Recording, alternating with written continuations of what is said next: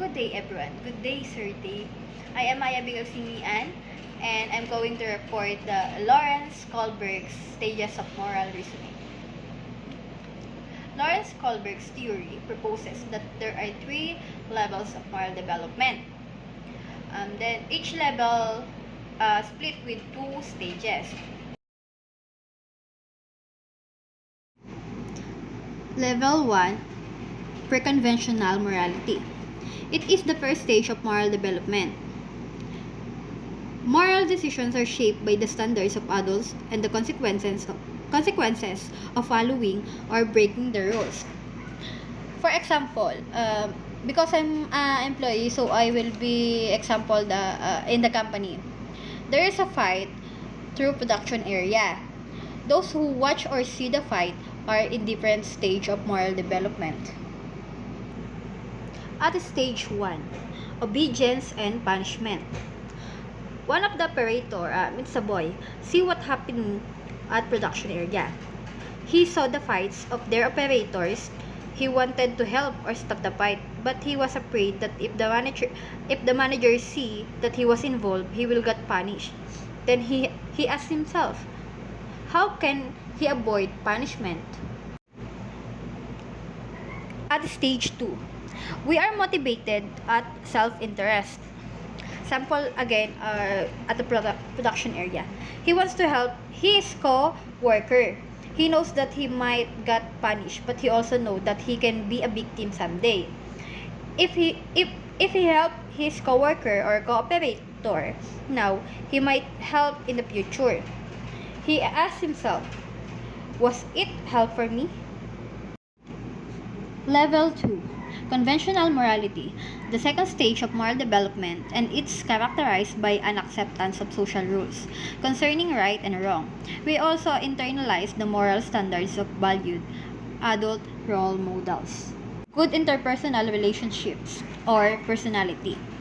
Individuals good in order to be seen as being a good person by others. Therefore, answers relate to the approval of others. Example, he sees in the production area again. He sees the fight and he wants to stop them, but he realized that others are just watching. He decides most to get involved. He wants order to see that he is a good boy who was conforming at the ethics of community. Then he asked himself, what do others think of me? Stage 4, maintaining the social order.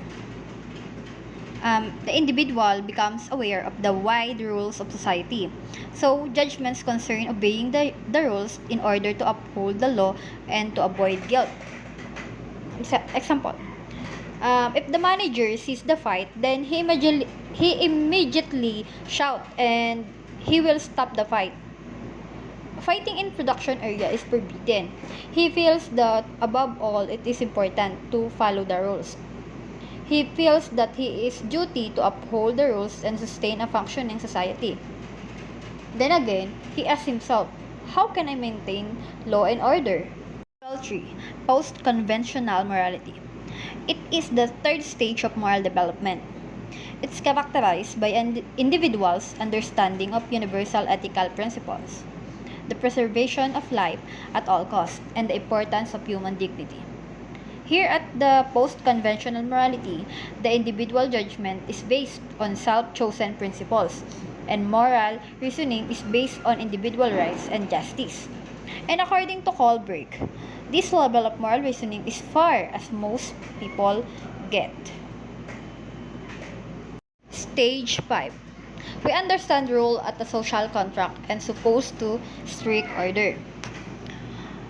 Individual becomes aware that rules or laws exist for the good of the greatest number. There are times when they will work against the interest of particular individuals. Example, one of the employee, a girl, watched the fight from afar. Obviously, the company prohibited the horse. Then she asked herself, doesn't rules truly serve all members of the community? Stage 6. We are guided at universal ethical principle. People at this stage have developed their own set of moral guidelines, which may or may not fit the law. The principles apply to everyone. Human rights, justice, and equality. The person will be prepared to act to defend these principles even if it means going against the rest of society in the process, and having to pay the consequences of disapproval and imprisonment. And Kohlberg doubted few people reach this stage. Sample. All that involved through the fight has to face the plant manager. He first the manager explained the school rules, and he says also that all rules are valid and justify justice. Commitment to justice is an obligation in disobeying the rules. The plant manager highest more principle is compassion. He believes that all people should learn to understand each other viewpoints and they don't feel alone with their feelings. He asked, what are the abstract that serve my understanding of justice? And also, Lawrence Kohlberg agreed with Piaget's theory, but he wanted to develop his ideas further. He used Piaget's storytelling technique to tell people stories involving moral dilemmas. In each case, he presented a choice to be considered. For example, between the rights of some authority and the needs of some deserving individual who is being unfairly treated. And that's all for now. Again, I am Maya Bigalsingian from BSHM 2A, reporting Lawrence Kohlberg's Stages of Moral Development. Thank you.